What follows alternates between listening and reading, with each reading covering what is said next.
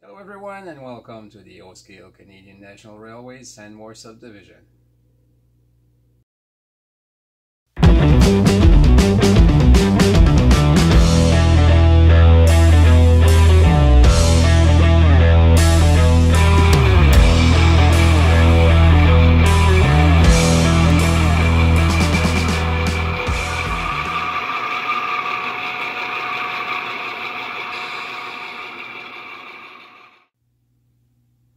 Hello everyone, this is Serge Lebel, the owner and builder of the Canadian National Railways Sanmore Subdivision, O-Scale 2 rail layout.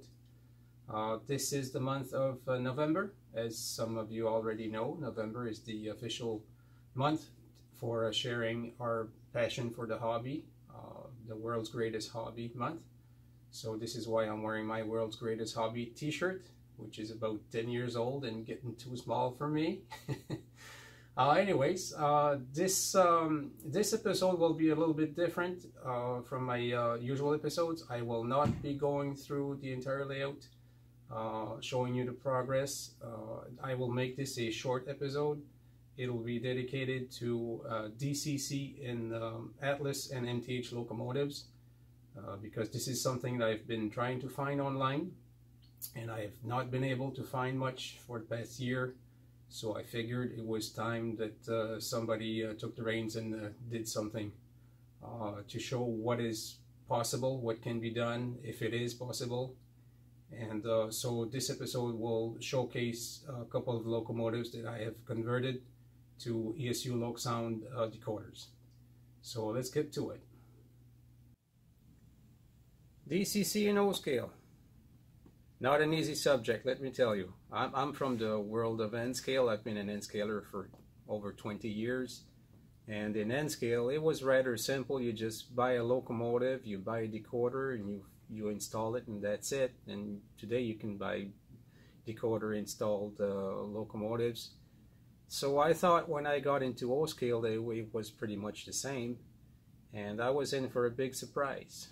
It turns out that O-Scale DCC is not really very popular. I think it's the least popular method of control. Most people will use DCS, which is the MTH control system, or the TMCC, which is made by Lionel. And that's all fine, but in my case, I already had my DCC system and I wanted to use it. And I like the flexibility that the DCC uses.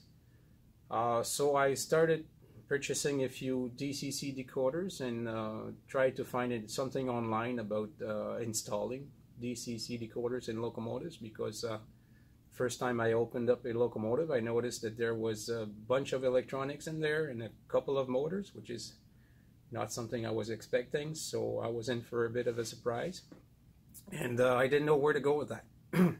So I looked online and I couldn't find much. I did find a bit of information on the ESU website, but it's pretty much a decoder replacement. It's just a drop-in in an Atlas locomotive. I have several Atlas locomotives, but I also have several MTH locomotives which I want to convert, and I couldn't find anything online, so I decided to try to do it myself. I was very fortunate. I found a nice gentleman by the name of Pete Mulvaney out of Ontario, Canada, who helped me a lot with the DCC process and the conversion process. So thank you, Pete. It's very appreciated. And I'll show you what I've done so far. I'm not going to go into detail. I'll write up an article for the O-Scale resource magazine. So that will show in detail what I've done to convert the locomotive. What I'll do today is I'll show you a couple of locomotives that I've converted, and I will do a running comparison between two MTH locomotives that have been converted. One that's been converted, the other one that has not. So let me show you these locomotives. Okay. What we have here are two MTH, I believe those are C40-8W locomotives. Originally, those were the exact same locomotive. If you look at the MTH model here, one was BNSF, the other one was Santa Fe, but the exact same locomotive. I did some modification to mine to make it look more like a CN unit. Now I know it's not the right model, it's not the right trucks, it's not the right cab. I still need to do some work on the front end not grab irons, but the railings there. But you know, this is an operating layout, and I'm not going to go purchase expensive brass locomotives. So I do what I can with what I can find on the market, and this is what's on the market.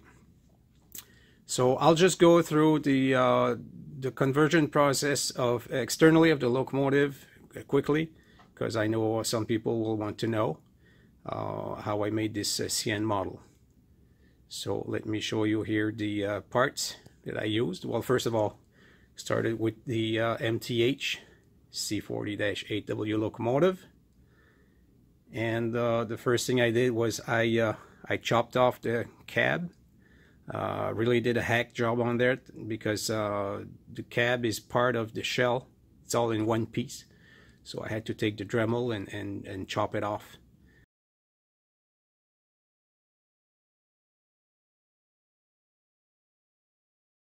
But once that was chopped off there, I filed everything down, and I fitted the cab.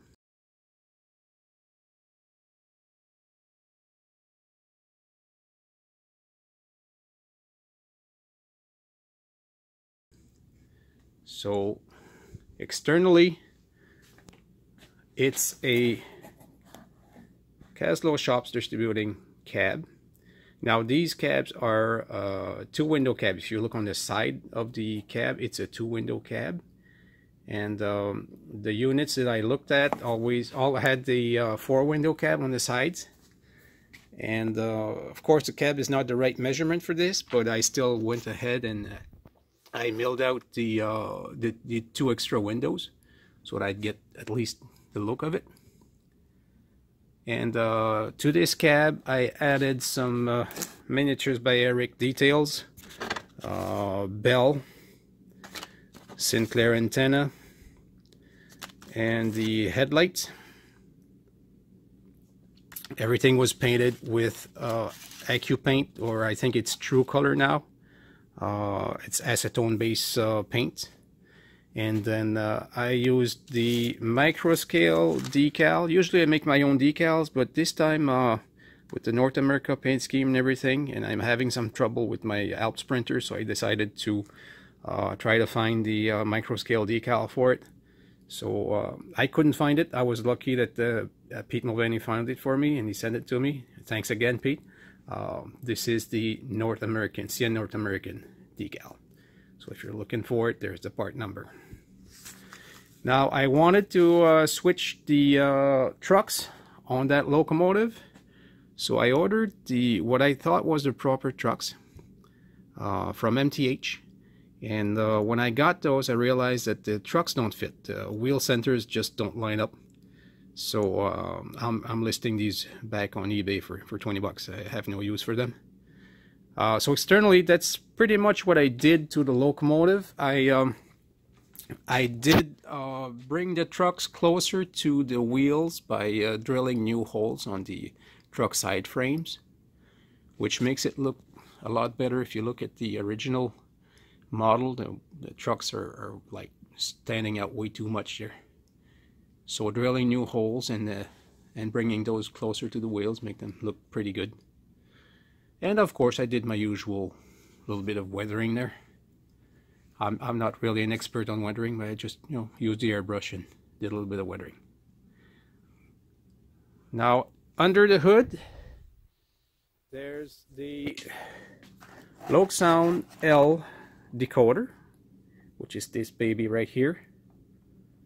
That's a very powerful decoder. It's powerful enough for a twin motor locomotive, especially if you're wiring the motors in series, which is what I do, which makes the motors run a lot slower. I wouldn't say smoother, but slower at least. So yeah, this is the decoder that I'm using. And I'm not using the ESU speaker. Instead, I'm using the Tangband 1925S speaker, which is quite a nice.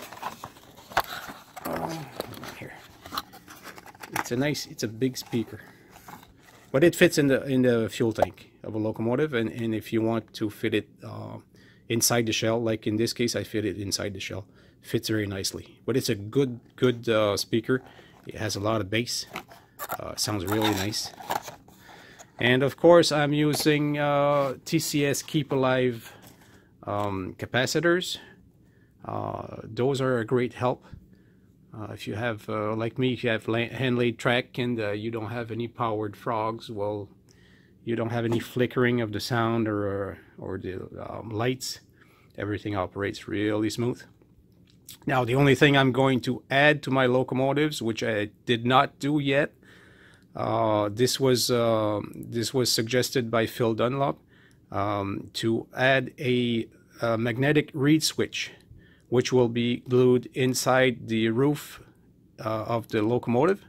So whenever you're doing some programming on your program track, usually it can be a problem if you have a Keep Alive unit in your locomotive. So you'd have to take the locomotive shell apart, and that's a big job. You have to remove the couplers and everything else. So adding a magnetic reed switch inside the locomotive, you just put a magnet on top of the locomotive and your Keep Alive is offline. So just like magic. So that's one thing that I'll be doing to all my locomotives pretty shortly. In terms of lighting, I'm using 3mm flat top warm white LEDs. Those are ultra bright LEDs with some connectors, micro connectors, as you can see here. And for the ditch lights, because a lot of locomotives don't have ditch lights, I'm making my own. Those are made out of cardboard. I use the hold on here. I use the laser engraver to make little cardboard parts. And once the there you go, once the thing is assembled there, this is what it looks like. And if you look at it on the locomotive, yeah, it's not too bad. It's not the best, I mean, but you know, it doesn't cost me anything. It cost me about 10 cents per ditch light, and it works. So there you have it. Now I'll try to get those started and we'll do some running tests. Okay, now like I said, I'm not going to go into detail on the installation of the decoder itself, because I'll be doing an article and I don't want to compromise the article. The only thing I can say is it's a complete gut. You have to remove everything from the locomotive and start from scratch. I did try to do a conversion, well, not really a conversion, but a drop-in install on an Atlas locomotive, keeping the board that Atlas claims is DCC ready. And I had to purchase a wire harness because the wire harness that was supplied was not the right one for the Loksound decoder. And still, it works, but it doesn't work as good. Sometimes I'll just lose control of the locomotive for no apparent reason, and I suspect that it's probably the board, the Atlas board that's in there, that's interfering with the function of the Loksound decoder. So don't waste your time. Do a complete gut and start from scratch. Install the decoder, wire the motors directly, the lights directly to the decoder. It's the best way to go. Now I've got both locomotives set up on their throttles. So what I'll do is I'll just get the MTH locomotive going. I'm going to do the first run without sound, just motor wise, and I don't know if I can show you here. I'll try to show you somehow.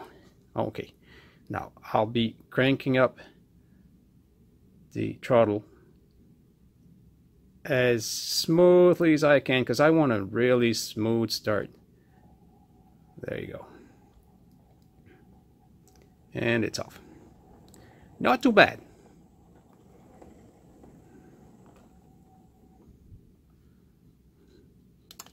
The thing is, these have top speeds that are incredibly fast. So I'll show you the top speeds in a while there. But you can see a locomotive, I mean, it runs nice. Right now it looks really smooth, but when it comes to switching, you want to go do some coupling, or if you're coupled onto cars and you want a smooth start, it's a bit jerky. I call it a jackrabbit. It jumps ahead. Now we'll compare this to the same locomotive with the Loksound decoder. Let me show you the knob here. So I'm slowly turning the knob.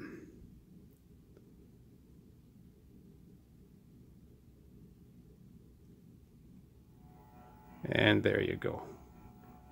Crawl speed. Now you still see like little steps in the speed of the locomotive. That's the motor.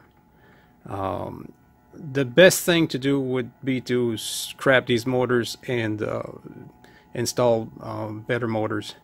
This is something I'm looking at. So eventually probably all my locomotives will have cordless motors. But for now, I mean, I've worked on the programming of these locomotives with Pete Mulvaney. We tried to really smooth them out as much as we can with the MTH motors. They're good little motors, but they're not perfect. But still, I mean, this is a lot smoother than the DCS now.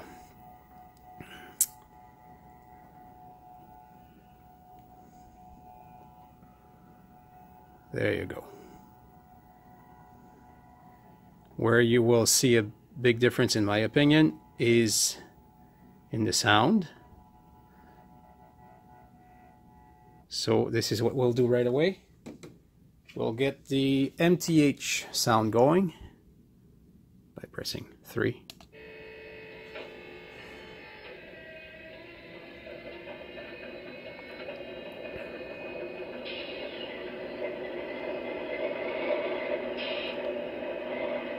Not a bad sound file.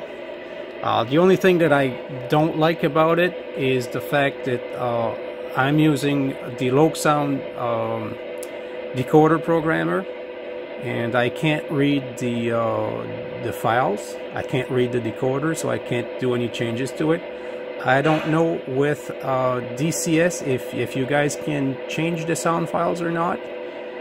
If you can modify them, if you can modify the way the locomotive reacts. But you know, sound wise it sounds good until you get it running, and then it looks kind of off. And I'll show you here. I'll turn the lights on.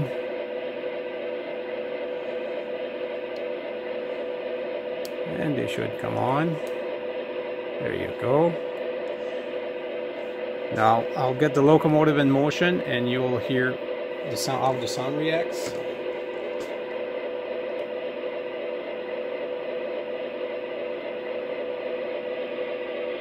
Now the locomotive started moving, but the prime mover did not. And now it's reacting, which is a little bit off. Because usually the prime mover would ramp up the power on the traction motors, and then the locomotive would start moving. So I think that's a little bit off. The other thing is,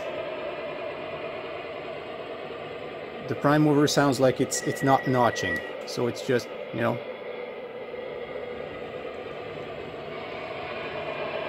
You turn off the throttle and that's it.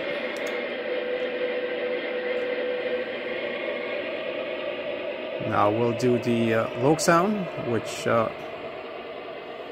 sounds a lot different. Let me just turn that one off there.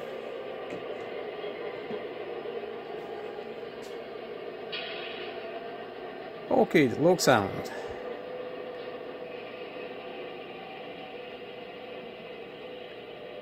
So I'll get that one started.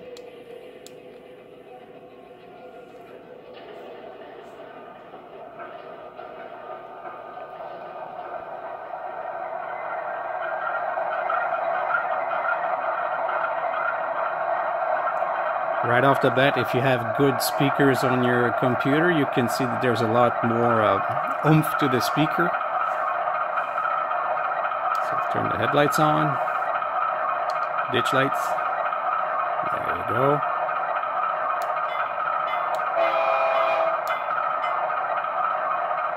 And watch how the prime mover reacts with the movement of the locomotive. I'm ramping up the throttle right now.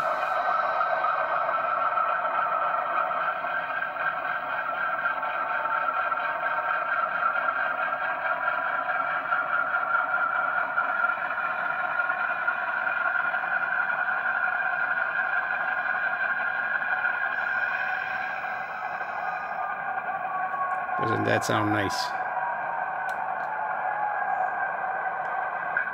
In addition to that, you have the drive hold feature on the Loksound decoders, which means that you can keep a steady speed and just play with the sound of the prime mover, which is what I will do right here.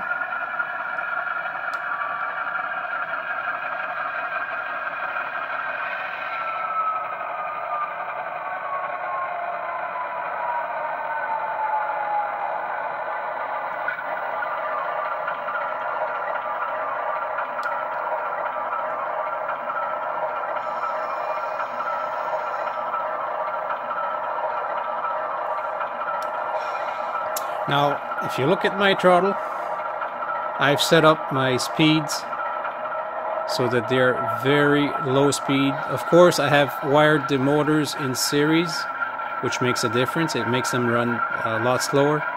But then again, in the programming aspect of it, I program these locomotives. I don't want fast top speed. I don't need those. But I want more control, more leverage on the, there you go, on the throttle, which is nice, which is not something I get with the TCS PS3 version.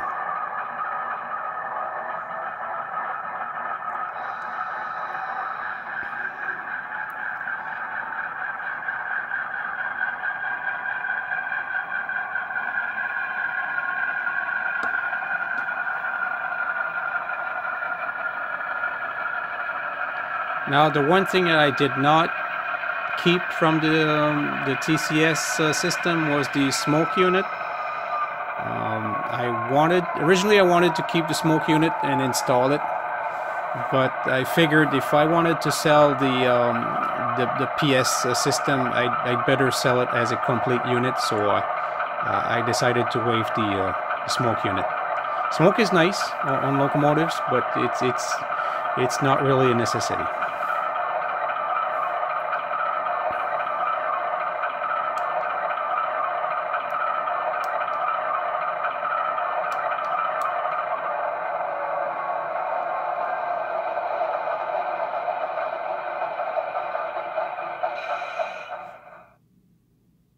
Alright, so there you have it.